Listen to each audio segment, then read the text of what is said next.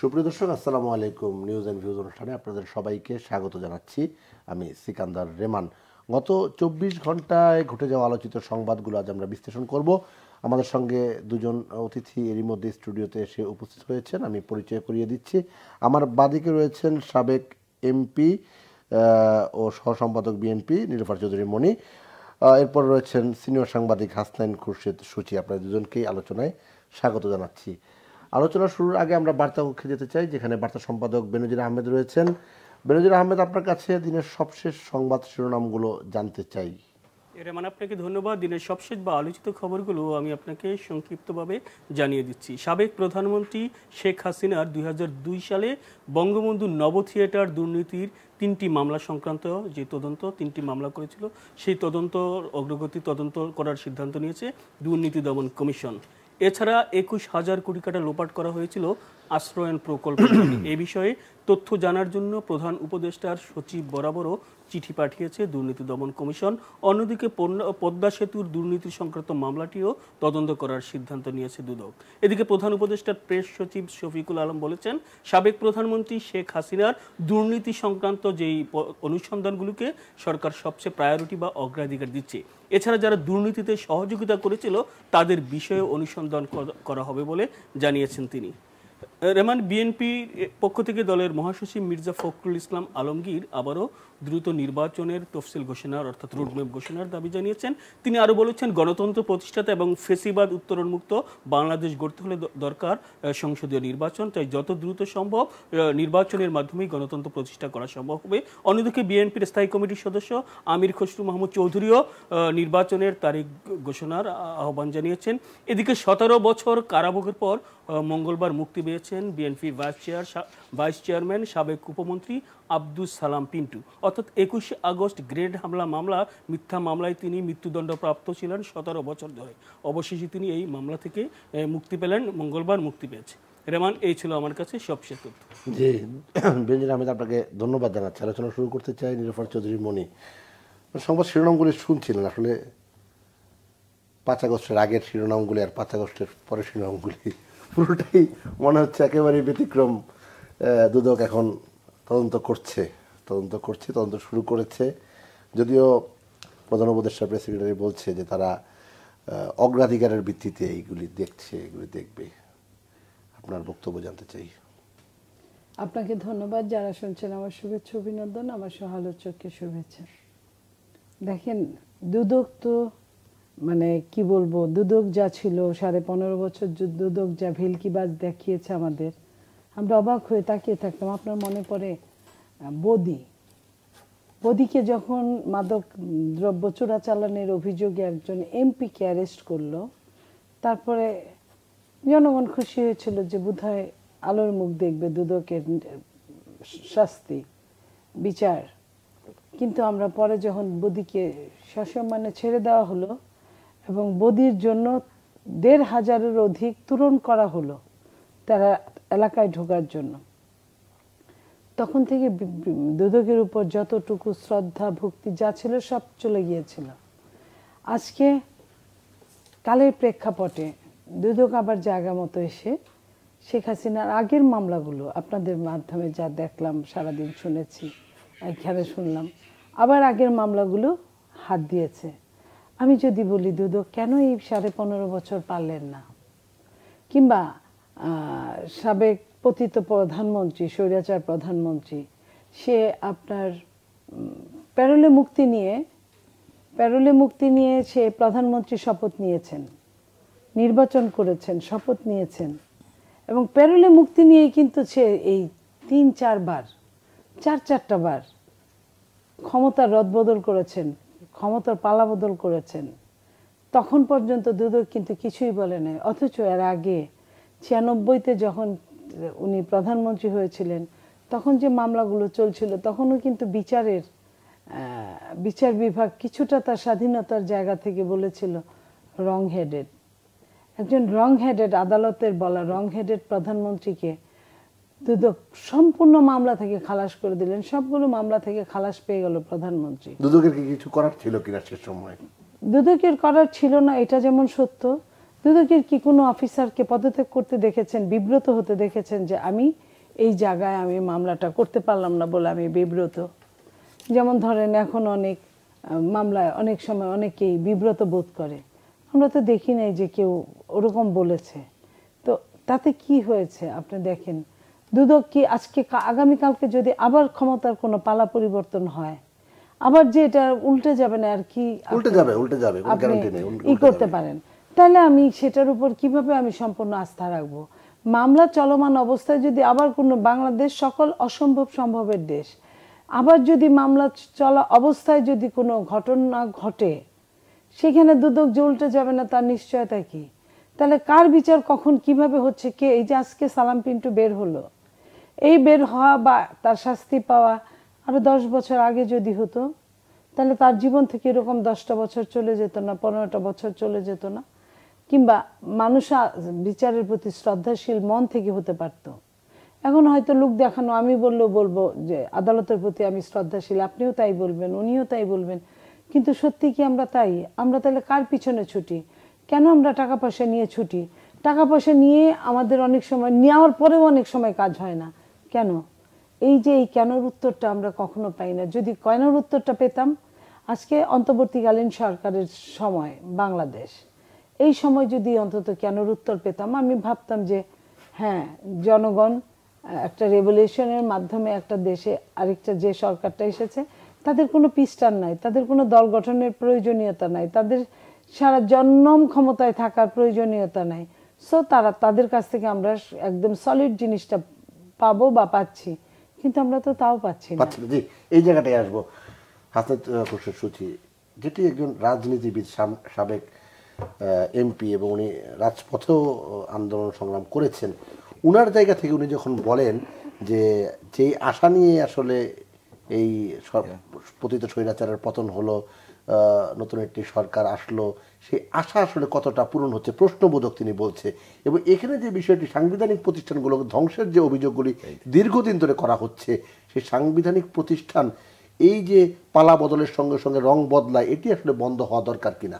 নিঃসন্দেহে আমাদের সবচেয়ে দুর্ভাগ্যজনক হচ্ছে স্বাধীনতার 53 বছর পরও আমরা আসলে প্রতিষ্ঠানগুলো করতে পারিনি, প্রতিষ্ঠানগুলো যা ছিল সেটাও ধরে রাখতে পারিনি। আমাদের বিচার বিভাগ একসময় কিছুটা হলেও স্বাধীনতা ভোগ করতো, গত 15.5 বছর বিচার বিভাগের স্বাধীনতা বলে কিচ্ছু ছিল না। প্রধান বিচারপতিকে দেশ ছাড়তে বাধ্য করা হয়েছিল, সেরকম পরিস্থিতি আমরা দেখেছি।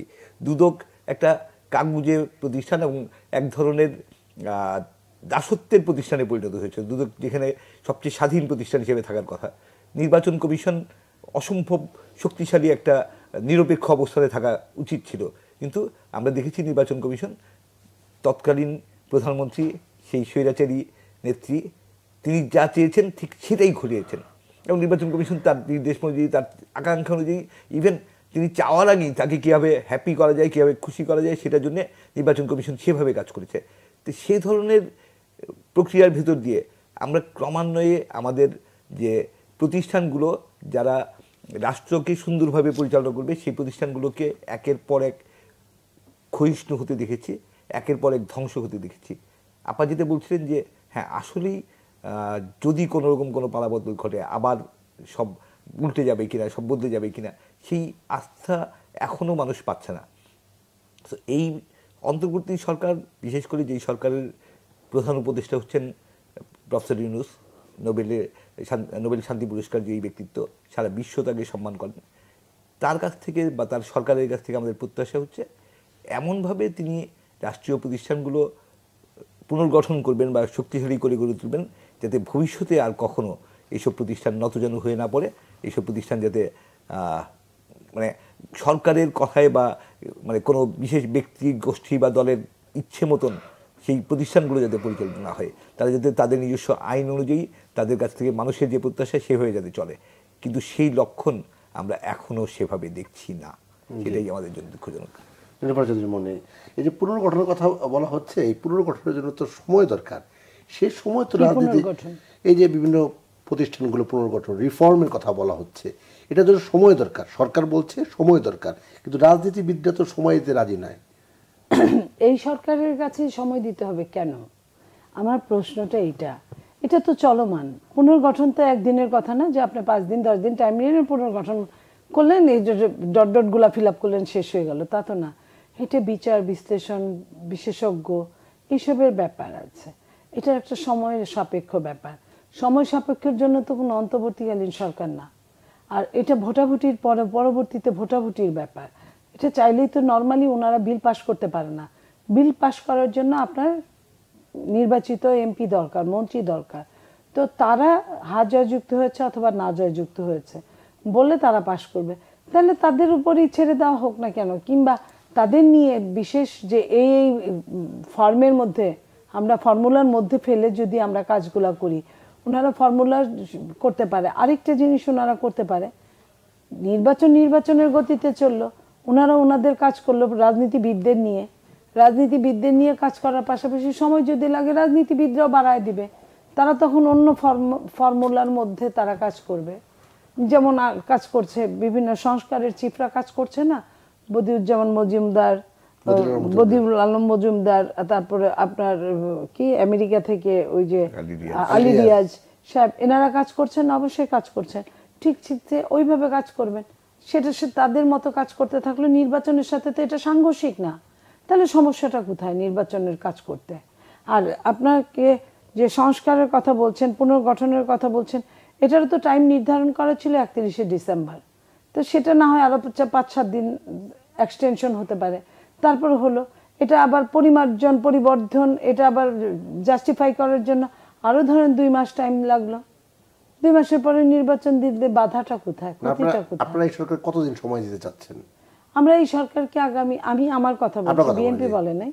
আমি মনে করেন যে জানুয়ারির ফার্স্ট উইক পর্যন্ত যদি আপনার সংস্কারের যদি নথিগুলো চলে আসে হাতে হাতে, সেটাকে আবার নিয়ে জাস্টিফাই করার জন্য আরো 2 মাস নিক, তারা সঙ্গে আরো 1 মাস নিক, তাহলে জানুয়ারি ফেব্রুয়ারি মার্চে নির্বাচন দিলে, ইতিমধ্যে নির্বাচন তো আলাদা সেক্টর, সে তার মতো আপনার আপনার হালনাগাদ ভোটার লিস্টটা ঠিক করবে। সেটা ঠিক করার জন্য তো সমস্ত স্টাফরা আছেই। আপনার ভোটার আইডি কার্ডটা কিভাবে করে, আপনার এনআইডি কার্ডটা কিভাবে করে। এনআইডি কার্ড মানেই তো ভোটার কার্ডের একটা পূর্ব শর্ত। ওটা নিয়েই তো আপনি যে এই দেশের নাগরিক এবং প্রথম সারির নাগরিক, আপনি যে ভোটের যোগ্য, আপনার বয়স যে 18-র উপরে হচ্ছে, সো এটাই তো আপনার বড় প্রমাণ। আর তো কিছু লাগার কথা না। সেই আপনার ওই এনআইডির যে অফিসগুলো, ওইখান থেকে হালনাগাদ আপনার নামগুলো নিলেই তো আপনার নতুন ভোটারগুলো সংযোজিত হয়ে যেতে পারে। তো সংযোজিত হওয়ার জন্য ধরেন না হয় তা যদি নাই মনে করে, এবং বিভিন্ন পৌরসভার সঙ্গে যোগাযোগ করলে কে কখন মারা যাচ্ছে, কোন ভোটার, সেটার জন্য তো হালনাগাদ করতেই পারে। সেটা যদি আপনার নাও করতে চায়, তারা যদি নাও করতে চায়, তাহলে আপনার নির্বাচন কমিশন আদমশুমারি করুক। এটার জন্য 2-3 মাসই লাগতে পারে। তো 2-3 মাস লাগলে আপনার মার্চ নাগাদ নির্বাচন দিলে তো অসুবিধা কোথাও নাই। মার্চে যদি ওনারা না পারে, তাহলে ওনারা বসে কথা বলুক, এপ্রিল করুক, না হয় মে করুক। এটা রাজনীতিবিদদের সাথে আলোচনার ব্যাপার, আমার সঙ্গে না শুধু না। কিন্তু প্রধান উপদেষ্টা কিন্তু বলেছেন যে এই 2025 সালের ডিসেম্বরে অথবা 26-এর শুরুতে। ওইখানে তো আরো এক পালা গান আছে। উনি বলেছেন 2025-এর শেষ দিকে অথবা 26-এর প্রথম দিকে, এই তো বলেছেন। উনার পরের দিন উনার প্রেস সচিব আরেক ডিগ্রি বাড়ায় উনি বললেন যে 30শে জুন পর্যন্ত, 30শে জুনের মধ্যে নির্বাচন। তো এবং আজকে আবার কি উপদেষ্টারা কেউ বলছেন তারা কেন অস্বস্তি বোধ করেন, তারা কেন নির্বাচন চান, এত কাজ রেখে তো নির্বাচন দেওয়া সম্ভব না। এক একজন এক এক রকম কথা বলছে এক এক দিন, কেউ কিন্তু বসে নাই। তারা নির্বাচনের নাম শুনলেন তারা নিজেরাই অস্বস্তি হয়ে যায়। অথচ আপনি মনে করেন গণতন্ত্রের পূর্ব শর্তই কিন্তু হচ্ছে ভোটের জন্য কিন্তু শেখ হাসিনার আজকে এই করুণ দুর্দশা। শেখ হাসিনা যদি ভোটটাকে ঠিক মতো দিত, তাহলে শেখ হাসিনা হয়তো বা বিরোধী দলে থাকতো। আমি বলবো না যে ভ্যানিশ হয়ে যেত, আমি বলবো যে হয়তো বা বিরোধী দলে থাকতো। তাতে কি হতো, দেশেই থাকতে পারতো, তার এত চরম অহংকার হতো না, সে সন্ত্রাসীতে পরিণত হতেন না, সে আপনার কি বলে ফ্যাসিবাদে রূপান্তরিত করতে পারতেন না। এই ভোটটা যদি ঠিক মতো হতো, সেই ভোটটাই তো আমরা এই সরকারের কাছে চাই। এই ভোটটার জন্যই তো এই সরকারটা আসা, আর অন্য কোনো কাজ তো আমরা দেখি না যে সরকার অন্য কোনো কাজও করতেও পারছে। আপনার আজকে দ্রব্যমূল্যের দিকে চরম খারাপ অবস্থা। দ্রব্যমূল্যে আসবো। হাসান খুরশেদ, রাজনীতিবিদদের কথা আপনি কিন্তু শুনছেন, প্রতিনিয়ত শুনছেন। তারা কিন্তু নির্বাচনের কথা বলছেন এবং নির্বাচনের যৌক্তিকতা তারা যেটা বলছেন যে দ্রুততম সময়ের মধ্যে যদি নির্বাচন না হয় সেক্ষেত্রে যে চলমান সমস্যাগুলো আছে সেই সমস্যাগুলো আরও বেড়ে যাবে। ফলে অল্প সময়ের মধ্যে যতটুকু সংস্কার সম্ভব এটি চলমান প্রক্রিয়া। ফলে মার্চের কথা নির্বাচন যদি মনে বলছেন, যদি একটা মানে রিজনেবল টাইম সেটার মধ্যে নির্বাচনটা হওয়া জরুরি, কিন্তু উপদেষ্টাদের বক্তব্য কিন্তু সেটি ধোঁয়াশা। আপনার বিশ্লেষণ জানতে চাই। নিঃসন্দেহে নির্বাচনের কোনো বিকল্প নেই, নির্বাচন হতেই যাবে। সংস্কার একটা চলমান প্রক্রিয়া, সংস্কারের প্রশ্নে এক ধরনের জাতীয় ঐক্যমত্য দরকার, যে সব দল, সব স্টেক হোল্ডার, নাগরিক সমাজ সবাই মিলে যদি একটা ঐক্যের জায়গায় আসতে পারি যে আমরা আসলে কোন জায়গায় কি সংস্কার চাই, সেই জায়গাটা আসতে হবে এবং তার ভিত্তিতেই সংস্কার হবে। এবং সংস্কারটা করবেন শেষ পর্যন্ত জাতীয় সংসদ, নির্বাচিত জাতীয় সংসদ, এবং সেখানে সব সংসদ সদস্যরা মিলেই করবেন। এর বাইরে সংবিধান সংশোধনেরও কোনো সুযোগ নেই, বা অন্যান্য ক্ষেত্রে যে সংস্কার, সেই সংস্কারও শেষ পর্যন্ত সংসদের মাধ্যমেই অনুমোদিত হয়ে করতে হবে। আমরা যেটা এ যাবৎ দেখেছি বা শুনে এসেছি যে সরকারের পক্ষ থেকে প্রধান উপদেষ্টাও বলেছেন যে প্রথম যে 6টা কমিশন গঠন করা হয়েছিল তাদের রিপোর্ট দেওয়ার কথা হচ্ছে 31শে ডিসেম্বরের মধ্যে।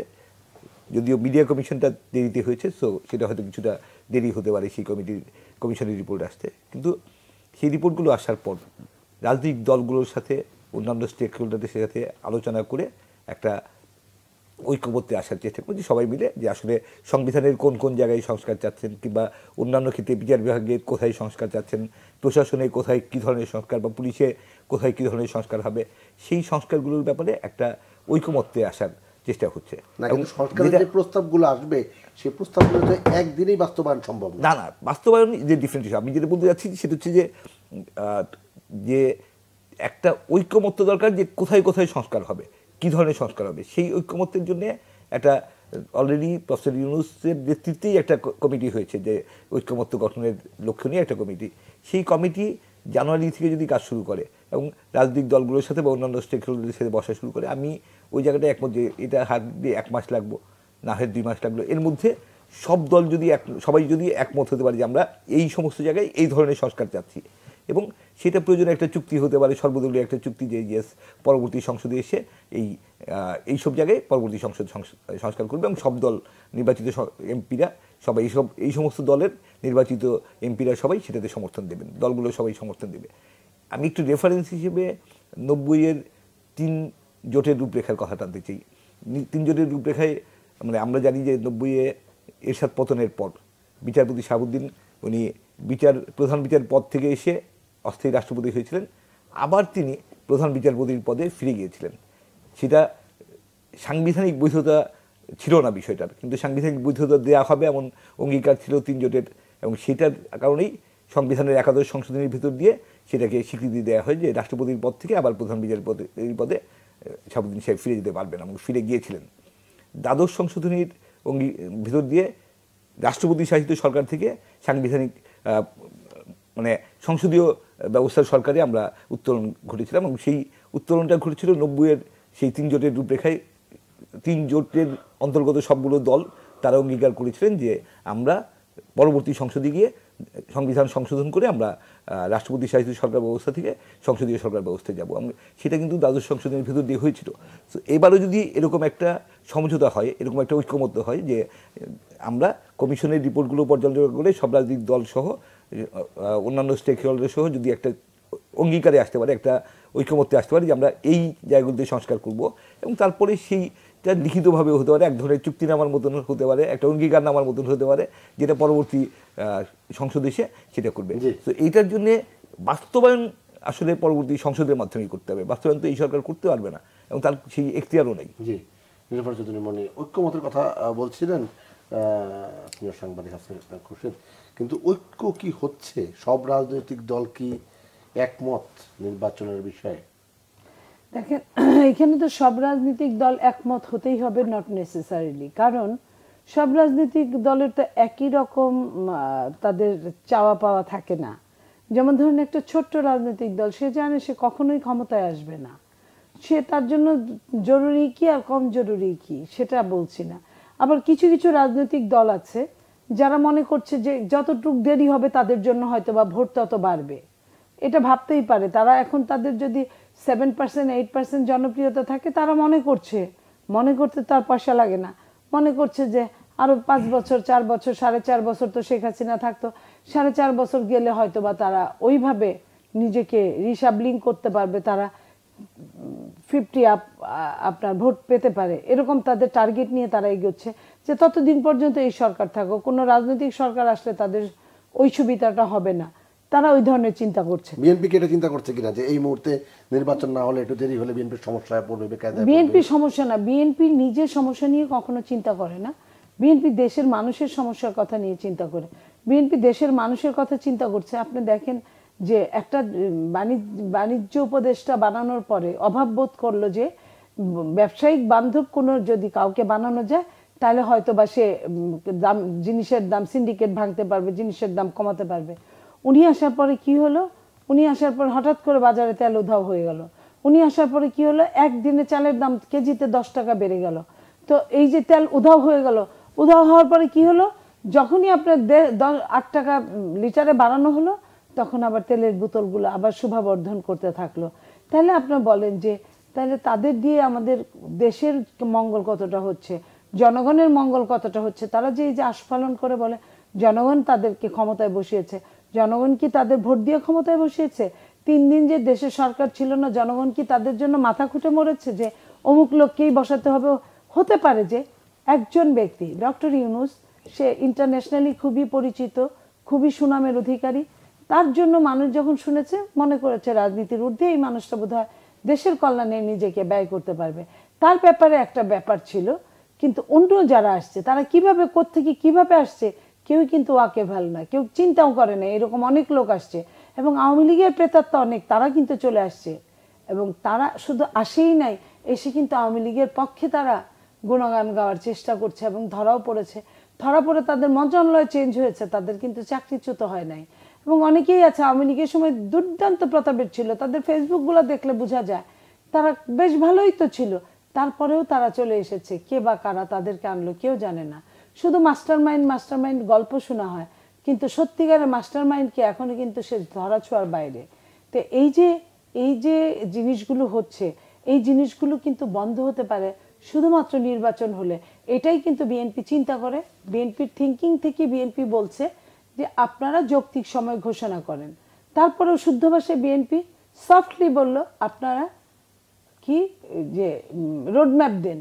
তারপরে আপনার বিএনপি যখন দেখা করতে গেল আবার বলল আপনারা নির্বাচনের ডেটটা দেন। এই যে স্টেপ বাই স্টেপ বলছে। শুধু তাই না, বিএনপি এই সরকারকে সর্বাঙ্গীনভাবে সহযোগিতা করার প্রত্যয় ব্যক্ত করেছে, সর্বাঙ্গীনভাবে সহযোগিতা করার চেষ্টা করেছে। সরকার যদি না নেয় তাহলে বিএনপি কিভাবে দিয়ে যাবে? নিজে থেকে গায়ে পড়ে তো বেসরকারি লোক হলে না হয় গায়ে পড়ে যায় বলে কোনো উপকার করা গেল, সরকারকে তো গায়ে পড়ে উপকার করার কোনো রাস্তা কারো নাই। সরকার যদি না চায়, সরকার যদি না ডাকে, সরকার অস্বস্তিতে ভুগে। দলীয় নেতাদের, বিশেষ করে বিএনপির মতো বড় দল দেখলে সরকার অস্বস্তিতে পড়ে যায়। সরকার শুধু বিএনপিকে দেখলে অস্বস্তি পড়ে তা না, বিএনপির মুখ থেকে নির্বাচনের কথা শুনলেও অস্বস্তিতে পড়ে যায়। এইভাবে অস্বস্তিতে পড়লে তো হবে না। ওই চেয়ারটা কিন্তু রিভলভিং চেয়ার, আপনাকে আমাকে প্রত্যেকেই বুঝতে হবে ওই চেয়ার একখানে দাঁড়িয়ে থাকার চেয়ার না। সো ওই চেয়ারকে আপনি যতক্ষণ আটকে রাখবেন আপনার সমস্ত এই যে ঘোরার যে চক্রাকারটা সেটা বন্ধ হয়ে যাবে। সেটা বন্ধ হওয়া মানে একটা দেশের যেটা চলমান যে উন্নয়নটা সেটা বন্ধ হয়ে যাবে, সেটা স্তব্ধ হয়ে যাবে। এর মধ্যে যদি তাদের অভিজ্ঞতাও থাকতো তাহলে একটা কথা ছিল, হয় ওভার সিনিয়র না হয় ওভার জুনিয়র। এই যে ওভার জুনিয়র আর সিনিয়রের মিলন মেলায় এখানে কিন্তু কোনো কিছু প্রোডাকশন হচ্ছে না। হাসান খুরশেদ, এই প্রশ্ন কিন্তু শুরুর দিকে ছিল না। দিন যতই যাচ্ছে আপনি খেয়াল করবেন উপদেষ্টা পরিষদের সদস্যদের নিয়ে প্রফেসর ইউনূস সাহেবের কথা ভিন্ন, তাকে বাদ রেখে বাকি কিন্তু সবাইকে নিয়ে কম বেশি সমালোচনা হচ্ছে। এই সমালোচনাটা কি নির্বাচন দেরি হওয়ার কারণে হচ্ছে কিনা? আর আমি মনে করি এই সরকারের ব্যর্থতার কারণে এই সমালোচনাগুলো আসছে। এই সরকারের কাছে মানুষের প্রত্যাশা কী ছিল, যে একটা চরম ভঙ্গুর একটা অর্থনৈতিক অবস্থা, চরম বিশৃঙ্খল একটা আইন শৃঙ্খলা পরিস্থিতির মধ্যে প্রফেসর ইউনূসের সরকার দায়িত্ব নিয়েছেন।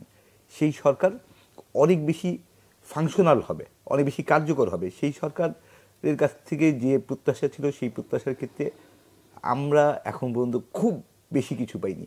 Yes, back to economic stability কিছুটা অনেকটা এসছে, রিজার্ভ কিছুটা স্থিতিশীল হয়েছে, $20 বিলিয়ন আশেপাশে ওঠানামা করছে।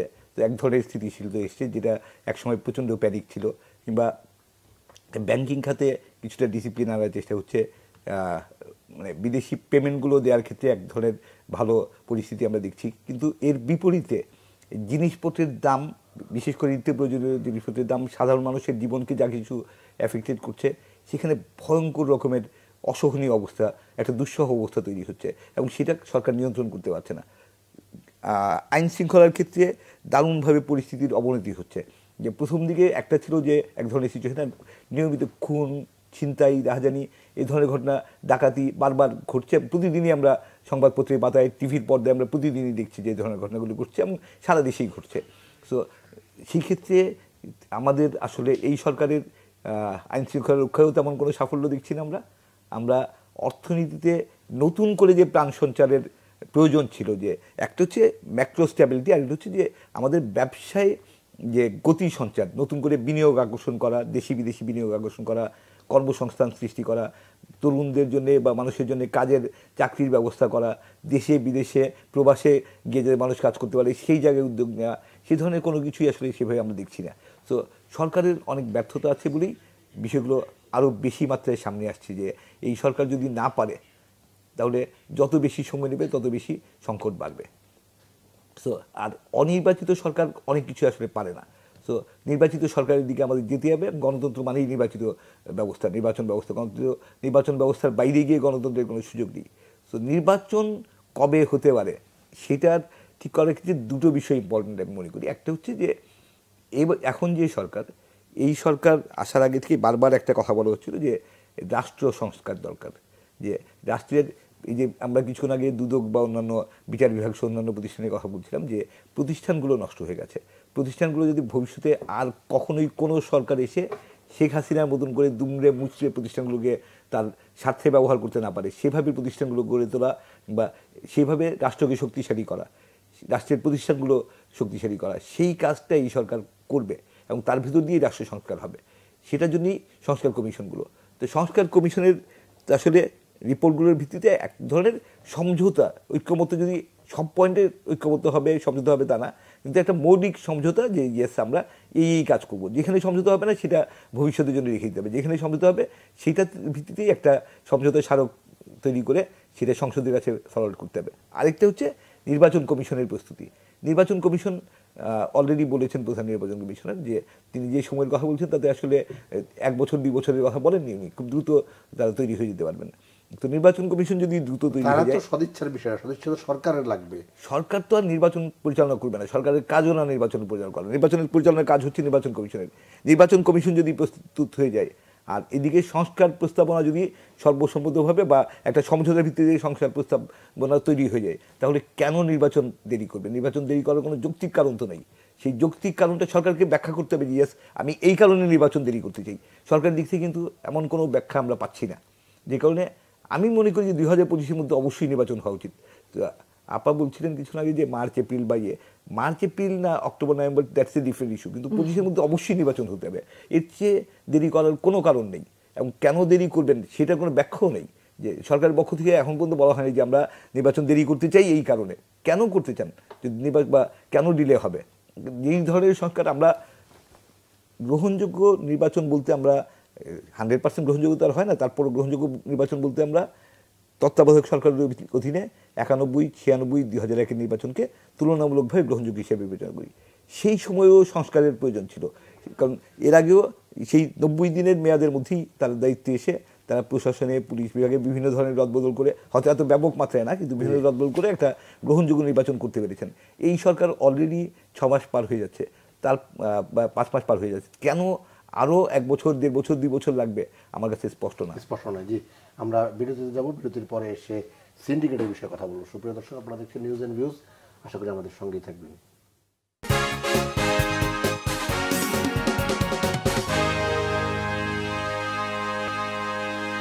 সুপ্রিয় দর্শক, বিরতির পর নিউজ অ্যান্ড ভিউজ আরও একবার স্বাগত জানাচ্ছি, আমি সিকান্দার রেমান। বিরতির আগে বলে গিয়েছিলাম যে আমরা সিন্ডিকেট নিয়ে কথা বলবো। নির্বাচন চৌধুরী মনি, আপনি কিছুটা বলছিলেন সিন্ডিকেটের কথা। বিগত 15-16 বছর এই সিন্ডিকেট প্রচুর আলোচনা করেছি। এখন একটা বিপ্লবী সরকার বলা হচ্ছে, তাদের সময়ও যখন সিন্ডিকেট ভাঙা যায় না, তখন সেটা মানুষের বিশ্বাস কি উঠে যায় কিনা? শোনেন, তারা কি চেষ্টা করেছে কোনোদিন? কাউকে একটা একটু শব্দ করেছে যে অমুক আমি কিন্তু 3 দিন সময় দিলাম, সিন্ডিকেট আছে না যে একটু তো বলতে হয়? তারা তো কিছুই বলে নাই। এবং আপনি খেয়াল করে দেখেন, যখন 5ই আগস্ট হলো, 5ই আগস্টের পরে 3 দিন কোনো সরকার ছিল না।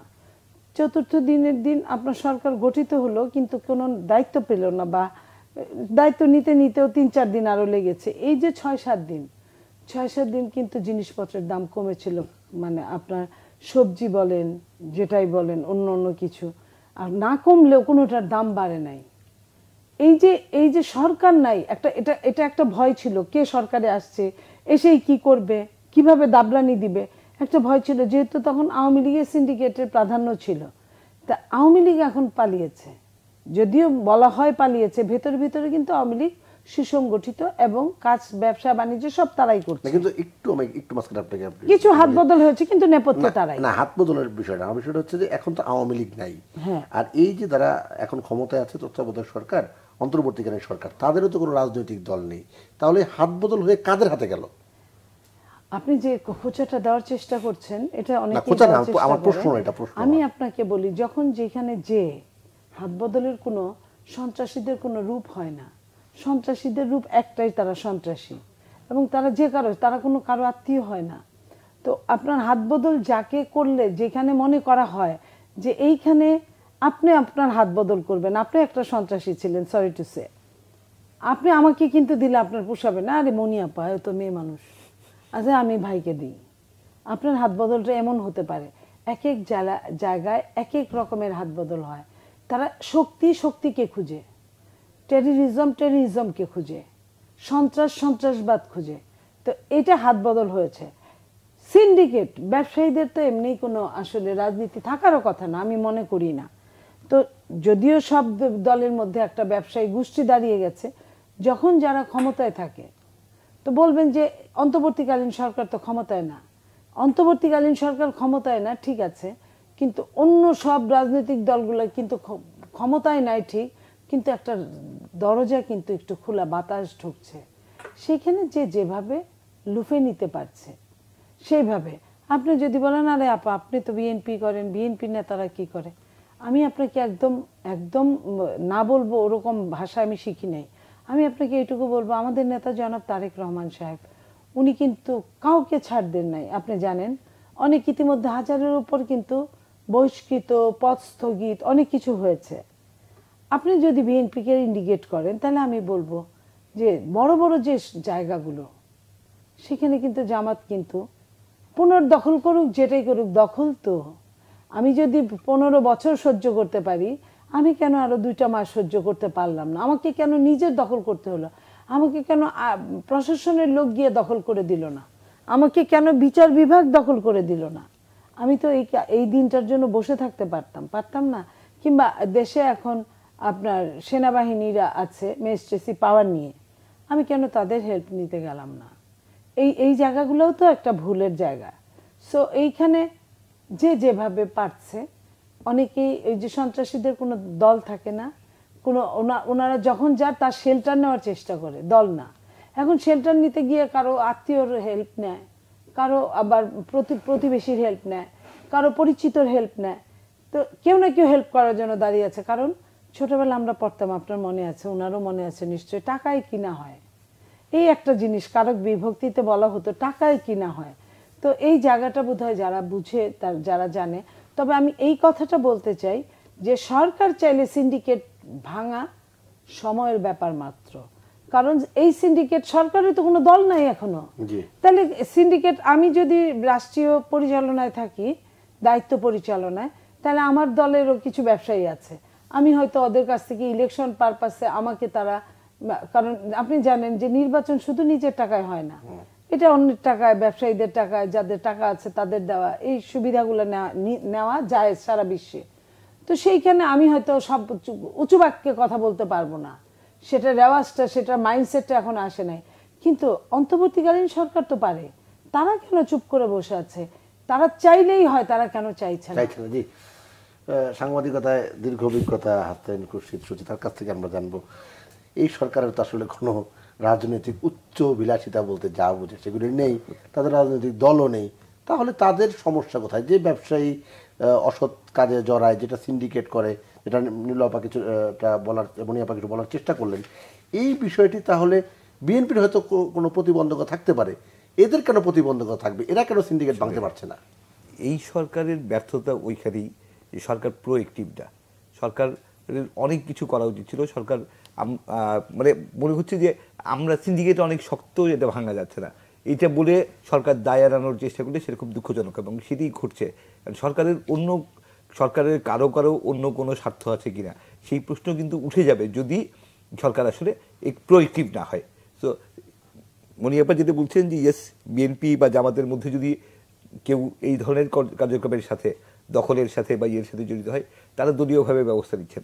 দলীয়ভাবে ব্যবস্থা নেওয়া বিএনপির মধ্যে অনেক ব্যবস্থা নিয়েছে, বিএনপির মধ্যে অনেক বহিষ্কার করেছে, 1000-এর বেশি ব্যবস্থা নিয়েছে, সেটা আমরা দেখেছি। তারেক রহমান সাহেব খুবই ইমিডিয়েট স্টেপ নিচ্ছেন। যেখানেই ইয়ে হচ্ছে, তারেক রহমান সাহেবের খুব দ্রুত পদক্ষেপ, ওনার নির্দেশনায় বহিষ্কার করা হচ্ছে, বিভিন্ন ধরনের পদক্ষেপ নেওয়া হচ্ছে।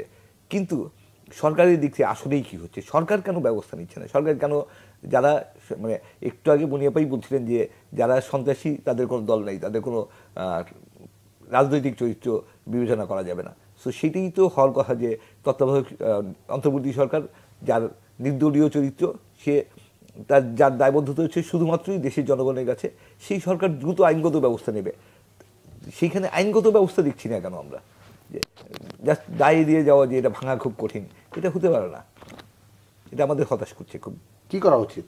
নিঃসন্দেহে যে আইনগতভাবে ব্যবস্থা নেওয়া উচিত। যেখানেই দখলবাজি হবে, যেই করুক, সে যে দলেরই হোক, তার বিরুদ্ধে কঠোর ইমিডিয়েট তাকে গ্রেফতার করা উচিত, তার বিরুদ্ধে মামলা হওয়া উচিত, তার বিরুদ্ধে আইনগত প্রক্রিয়া হওয়া উচিত। আইনগত প্রক্রিয়া না নিয়ে জাস্ট চুপ করে বসে বসে দেখার তো সরকারের দায়িত্ব না।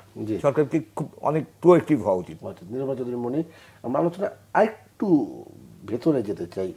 এই যে সিন্ডিকেট ভাঙার কথা বলা হচ্ছিল না, তো অভিযান চালানো হয়, দেখা যাচ্ছে ছোট্ট দোকানদার কিংবা একবারে গ্রাম অঞ্চলে চালানো হচ্ছে, অথবা সর্বোচ্চ কারণ বাজারে চালানো হচ্ছে।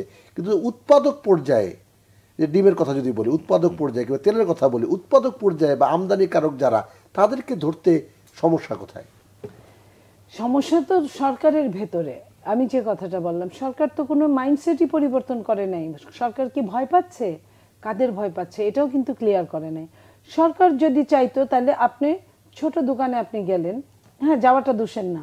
সে কত টাকা বিক্রি করতেছে, চাল যদি 80 টাকা বিক্রি করে, তুমি কার কাছ থেকে কিনেছো, তোমার স্লিপটা দাও। স্লিপ নিয়ে সে তার তার মানে নিকটতম ফাদারের কাছে গেলেন, সেও কি চরমভাবে কিনে আনে নাই, তার কাছে সে কত দিয়ে বিক্রি করলো, তার আর তার মধ্যে ডিফারেন্সটা কতটুকু সেটা দেখলো। এরপরে তুমি কার কাছ থেকে, আমদানিকারকের কাছ থেকে কিনে এনেছ, আমদানিকারকের কাছে খুঁজতে যাক, 20টা 50টা সরকারের হাতে আমদানিকারক আছে। কিংবা উৎপাদন, আপনার মধ্যস্বত্বভোগীরা সব খেয়ে ফেলছে, উৎপাদন মাঠে করছে, মাঠ মালিক কিন্তু কিছু পাচ্ছে না। কিংবা আপনার ওটা যারা বর্গা নিচ্ছে, বর্গা চাষি কিন্তু কিছু পাচ্ছে না। বর্গা চাষি এখনো প্রান্তিক লেভেলেই আছে।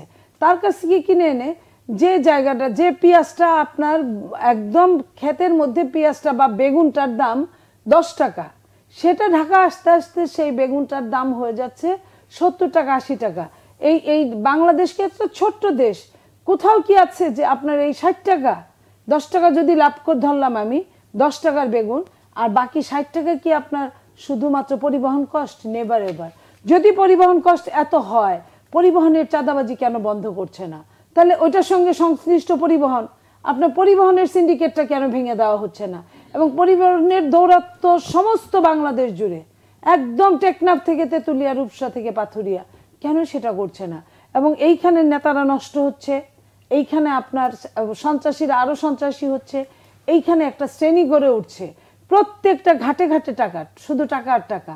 তো এই টাকাগুলো যদি বন্ধ না করেন, তাহলে আপনার ওই পরিবহন কষ্টে দাম বাড়বে। কিন্তু পরিবহন কষ্টে কিন্তু আপনার 60 টাকা দাম বাড়ে নাই কেজিতে। তাহলে এই দাম বাড়লে ধরেন 1 টাকার জায়গা না হয় 3 টাকা হয়েছে, বাকি 57 টাকা এই সিন্ডিকেট কার ভেতরে কে খাচ্ছে, এটা চাইলেই সরকার ধরতে পারে, চাইলেই আপনার টিসিবি ধরতে পারে, চাইলেই আপনার যারা ওই যে কি এটা রেজিস্টার দেয়, মনিটরিং সেল ধরতে পারে, ভোক্তা অধিদপ্তর ধরতে পারে, কেন তারা ধরে না? তাদেরকে কেন সরকার চার্জ করছে না? তাদেরকে কেন ডেকে নিয়ে আসছে না? তাদের নিয়ে কেন বসছে না? সেইখানে এই নর্মাল খালি দোকানদারের কাছে গেলে এটার কোনো রফা দফা হবে না। দোকানদার 2 দিন দোকান বন্ধ রাখবে, তারপরে আবার ঠিকই খুলবে। আর এটা নিত্য প্রয়োজনীয় দ্রব্য, আপনার এটা ছাড়া চলতেই পারবেন না। লাইক আপনার বাচ্চার 1 কৌটা দুধ, আপনি সেটা দুধ ছাড়া আপনি যে কোনো জিনিস আপনি 2 বেলা খাওয়া বন্ধ করতে পারেন, কিন্তু 1 কৌটা দুধ ছাড়া আপনার চলবে না, 1 কেজি চিনি ছাড়া আপনার চলবে না, 1 লিটার দুধ ছাড়া আপনার চলবে না। আপনার এই জিনিসগুলা, আপনি মাছ না খান, যে ডিমের কথাটা আপনি বললেন, আমি দেখেন কতটা এখানে হীরক রাজার দেশের মতো কাজ চলে। 4 কোটি ডিম সরকার মাঝখানে বললো 4 কোটি ডিম আমদানি করছে, যেখানে বাংলাদেশের মানুষ হলো 18 থেকে 20 কোটি, এখনো ক্লিয়ার না যে কত। কারণ এখানে আপনার আদমশুমারিতে বিগত পতিত সরকার অনেক রকম জালিয়াতি করেছে মধ্যম আয়ের দেশ দেখানোর জন্য। আমি ধরেই নিলাম, ধরেন 18 কোটি যদি ধরি, তাহলে 18 কোটি মানুষের জন্য প্রতিদিন ডিম লাগার কথা 18 কোটি ডিম। যদি অর্ধেক মানুষ ডিম খায় আর অর্ধেক যদি না খায় বা অর্ধেক করে ডিম খায়, তাহলে আপনার লাগার কথা 9 কোটি ডিম। 9 কোটি ডিমের অর্ধেক হইল 4.5 কোটি ডিম। 4.5 কোটি ডিমও না, 4 কোটি ডিম কি এটা জনগণের সঙ্গে ফাজলামো করা না? আপনার 4 কোটি ডিম আসলেই কি আর না আসলেই কি? সেটা আপনার 20 কোটি ডিম আসলেই কি না আসলেই কি? 20 কোটি ডিম তো 1 দিনের বা 2 দিনের খাবার। আপনার যদি চলমান না থাকে কিছু, যদি আপনার যদি দেশে যদি আকাল থাকে, তাহলে আপনি ইম্পোর্ট করবেন। ইম্পোর্টের তো একটা চেইন থাকতে হবে। আপনার পাইপলাইনের ওই মাথায় দেখা যায় না, আর এই মাথায় আপনি 4 কোটি ডিম আনছেন, তাহলে আপনার কিভাবে চলবে? তাহলে তো একটা শ্রেণী তো আরো ওই ডিম কিনে রেখে আরো 2 নাম্বারই করবে। এই যে ডিমকে কৃত্রিমভাবে সংকট দেখিয়ে যে কাহিনীগুলো করলো, বা দুধকে, আজকে দুধের লিটার কত ঢাকায়? আপনি মিল্ক ভিটার দুধের দাম 100 টাকা লিটার। আপনার আড়ঙের দুধের লিটার, যেটা সহজে মানুষ খাইতে চায় না যদি সচরাচর গরুর দুধ পায়, তো সেটার দাম যখন মিল্ক ভিটা যে দামটা দেখায় সেটা ধরে তো চাষিরা দামটা বাড়াবে। কিন্তু আপনি এখনো গ্রামে যান, 70 টাকা 60 টাকা লিটার দুধ। তাহলে গ্রামের চাষিটা কিন্তু আপনার ন্যায্য জিনিস পাচ্ছে না। গরুটা খাচ্ছে কোথায়? গ্রামে। খাবারের দাম বাড়ছে কোথায়? গ্রামে। তাহলে মুরগিটা খাচ্ছে কোথায়? গ্রামে। ফিডের দাম বাড়ছে কোথায়? গ্রামে। কারণ যেখানে খাচ্ছে, শহরে তা উৎপাদন করতে পারে বা দোকান থাকতে পারে, ওই জিনিসটা নিয়ে তো খাবারটা গ্রামেই খাচ্ছে যেখান থেকে আসছে। তো সে কিন্তু ঠিক মতো দাম পাচ্ছে না, সে কিন্তু 70 টাকা 60 টাকা 50 টাকায় দুধের লিটার পাচ্ছে।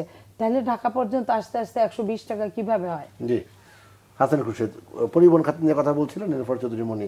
এটা একটা মজার জায়গা, অর্থাৎ এই জায়গায় কিন্তু কোনো সরকারি হাত দিতে পারে না, কারণ এদের সিন্ডিকেটটা খুবই শক্তিশালী। আজ আমরা ওদিকে আলোচনা বিস্তৃত করার সুযোগ নেই। রাজধানীতে একটি আলোচনা সভায় বিশিষ্টজনরা বলছেন, গণ অভ্যুত্থানের পরও আমলাদের আচরণে কোনো পরিবর্তন হয়নি। আমলাতন্ত্র যেমন ছিল দৃশ্যত তেমনই আছে।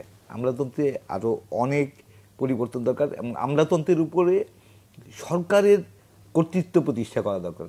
যারা উপদেষ্টার দায়িত্বে আছেন তারা যদি আসলেই অনেক বেশি ইফেক্টিভ হন, অনেক বেশি কমান্ড এস্টাবলিশ করতে পারেন, তাদের নেতৃত্ব যদি এস্টাবলিশ করতে পারেন তার নিজ নিজ মন্ত্রণালয়ের উপরে, তাহলে কিন্তু আমাদের এই দাপটটা থাকার কথা না। কিন্তু আমরা বারবারই একটা কথা বলছি যে উপদেষ্টাদের নিয়ে আমরা আসলে অনেক ক্ষেত্রে খুব আশাবাদী হতে পারছি না, বা তারা আমাদের যে সাধারণ মানুষের যে প্রত্যাশা সেই প্রত্যাশা পূরণ হচ্ছে না। এই কারণে যে তারা আমরা নির্ভর হয়ে যাচ্ছেন, এবং তারা যে তাদের মন্ত্রণালয়ের প্রত্যেকটি পর্যায়ে তাদের কমান্ড এস্টাবলিশ করা, তাদের সিদ্ধান্ত তাদের দিক থেকে আসতে হবে, উপদেষ্টাদের পর্যায় থেকে সিদ্ধান্ত আসতে হবে, বাকি সরকারি কর্মকর্তারা আমলারা সেটা বাস্তবায়ন করবেন। কিন্তু অনেক ক্ষেত্রে দেখা যাচ্ছে যে উপদেষ্টাদের পর্যায় থেকে যে সিদ্ধান্ত আসছে সেটা আমরা পর্যায়ে গিয়ে বলতে যাচ্ছে, অথবা উপদেষ্টা পর্যায় থেকে কোনো সিদ্ধান্তই আসছে না, তখন আমলারা তার মতন করে সিদ্ধান্ত নিয়ে নিচ্ছেন। সো সেই ক্ষেত্রে আমি মনে করি যে সবচেয়ে বেশি প্রয়োজন হচ্ছে উপদেষ্টাদের কার্যকর নেতৃত্ব, কার্যকর কমান্ড, তাদের কর্তৃত্ব প্রতিষ্ঠা করা। একটু আগে আমরা একটা কথা বলছিলাম যে প্রধান উপদেষ্টা বললেন যে 25শে জানুয়ারি থেকে 25-এর শেষ ভাগ থেকে 26-এর মধ্যভাগের মধ্যে নির্বাচন হতে পারে। তার প্রধান উপদেষ্টার প্রেস সচিব বলছেন যে না, ধরে নেন 30শে জুন বা তার কিছুদিন আগে। তার মানে হচ্ছে প্রধান উপদেষ্টা যে কথা জাতির উদ্দেশ্যে দেওয়া ভাষণে যে অঙ্গীকার করলেন, সারা জাতির সাথে যে অঙ্গীকার করলেন, তাকে বদলে দিচ্ছেন তার প্রেস সেক্রেটারি। সো সেটাও তো প্রেস সেক্রেটারি তো এক ধরনের একজন কর্মকর্তা, হয়তো চুক্তি ভিত্তিতে নিয়োজিত একজন কর্মকর্তা, কিন্তু তিনি প্রধান উপদেষ্টার সিদ্ধান্তকে বদলে দিচ্ছেন, বা প্রধান উপদেষ্টা জাতির সামনে যে অঙ্গীকার করলেন সেই অঙ্গীকারকে বদলে দিচ্ছেন। তো এইটা যদি এই পর্যায় থেকে হয়, অন্যান্য পর্যায়েও তো একই রকম হওয়ার কথা। তো এই ক্ষেত্রে উপদেষ্টাদের অনেক বেশি কার্যকর ভূমিকা রাখতে হবে, এর কোনো বিকল্প নেই। আলোচনা যেটা দিয়ে শুরু করছিলাম শেষও করতে চাই সেটা দিয়ে, শেখ হাসিনাকে ফেরত চেয়ে বাংলাদেশে চিঠির কোনো উত্তর এখন পর্যন্ত দেয়নি ভারত। পররাষ্ট্র মন্ত্রণালয় বিষয়টি জানিয়েছে। রাজনীতিবিদ নীলুফার চৌধুরী মনি, আপনি আসলে এ বিষয়ে কি বলবেন? ভারত কিন্তু, ভারতের আচরণ নিয়ে আমরা বেশ কয়েকদিন কথা বলেছি 5 আগস্টের পর থেকে। এই মুহূর্তে শেখ হাসিনাকে ফিরিয়ে দেওয়ার ইস্যুতে তারা কোনো গুরুত্বই দিচ্ছে না। এটাই স্বাভাবিক, এটা দিচ্ছে না। আমি একদিক দিয়ে ভারতকে একটা জিনিস বলবো, ভারত দেশ টু দেশ সম্পর্ক রাখতে পারেনি, কিন্তু তার কৃতদাসের সাথে সে সম্পর্ক রাখতে পেরেছে। শেখ হাসিনা ভারতের কৃতদাস ছিল, একটা এজেন্সির মালিক ছিল, যে এজেন্সির মালিকটা ভারত, আর এজেন্সির কর্মচারীদের হেড অফ হচ্ছেন শেখ হাসিনা।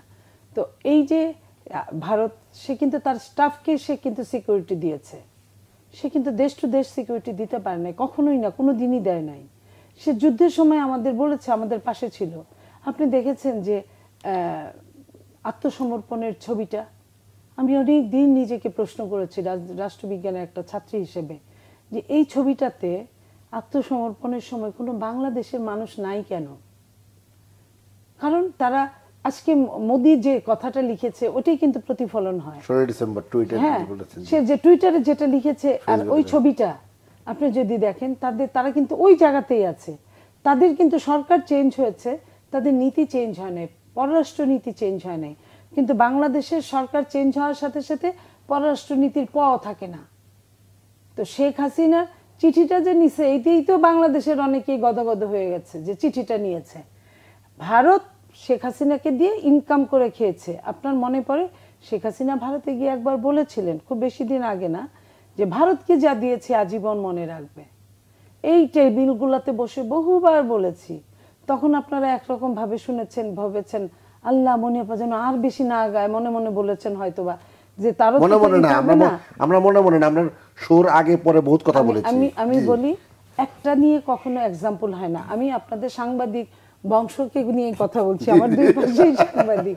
তো যাই হোক, আপনারা এইরকম ভয়ে ছিলেন, বা স্বীকার করেনও নাই, নাও করেন নাই, চুপ ছিলেন কেউ কেউ। তো আজকে কিন্তু এটাই প্রমাণ হলো।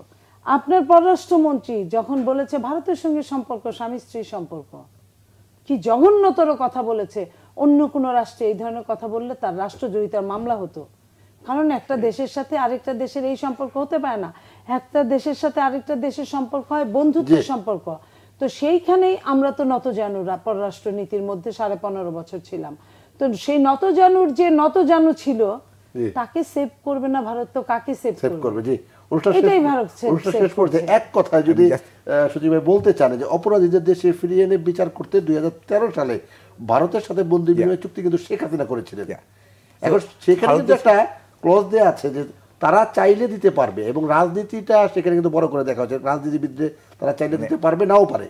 সেটার একটা অপশন, খুব ছোট্ট একটা অপশন খোলা আছে, কিন্তু সেইটার সুযোগ নেওয়ার চেষ্টা ভারত করতেই পারে। কিন্তু তার চেয়ে যেটা বড় ইস্যু, সেটা হচ্ছে যে শেখ হাসিনা গণহত্যা করেছেন, শেখ হাসিনা হাজার হাজার মানুষকে নির্যাতন করেছেন, ছাত্র জনতার অভ্যুত্থানের সময় যে নৃশংস নির্যাতন চালিয়েছেন তা অবর্ণনীয়।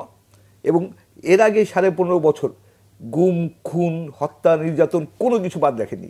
এত সব অপকর্মের পরে যখন আমরা খুব আশান্বিত হই যে আন্তর্জাতিক অপরাধ ট্রাইব্যুনাল খুব দ্রুত এগুচ্ছে, এবং দ্রুত হলেও খুব স্বচ্ছ প্রক্রিয়ায় বিচার প্রক্রিয়া এগিয়ে যাচ্ছে, এবং শেখ হাসিনার বিরুদ্ধে গ্রেপ্তারি পরোয়ানা জারি হয়েছে, এবং তার ভিত্তিতেই আসলে বাংলাদেশ চেয়েছে যে বন্দি প্রত্যর্পণ চুক্তির আওতায় শেখ হাসিনাকে ফেরত দেওয়া হোক। ভারত এখন মাত্র গতকাল চেয়েছে, আজকেই ভারত সাড়া দেবে বা তার সিদ্ধান্ত জানিয়ে দেবে এটা আমরাও আশা করি না। এটা স্বাভাবিক একটা সময় নেয়, কিন্তু সেটা যাতে অস্বাভাবিক কিছু না হয়, এবং সেটা যাতে এমন না হয় যে শেখ হাসিনাকে ফেরত না দেওয়ার বিভিন্ন রকম পায়তারা করছে, পথ খুঁজছে, সেরকম যদি হয় তাহলে ভারতের সাথে এর মধ্যেই আমাদের সম্পর্ক অনেক নাজুক, অনেক নেমে গেছে, সেই জায়গাটা আরো অনেক বেশি ক্ষতিগ্রস্ত হবে। জি। ভারতের নিজের স্বার্থে উচিত শেখ হাসিনাকে ফেরত দেওয়া। অসংখ্য ধন্যবাদ নীলুফার চৌধুরী মনি এবং হাসান খুরশিদ সূচি, আপনাদের দুজনকেই ধন্যবাদ ও কৃতজ্ঞতা জানাচ্ছি। সুপ্রিয় দর্শক, এতক্ষণ যারা আপনারা আমাদের সঙ্গে ছিলেন আপনাদেরকে ধন্যবাদ জানিয়ে আজকের অনুষ্ঠান এখানে শেষ করছি। সবাই ভালো থাকবেন, সুস্থ থাকবেন, আল্লাহ হাফিজ।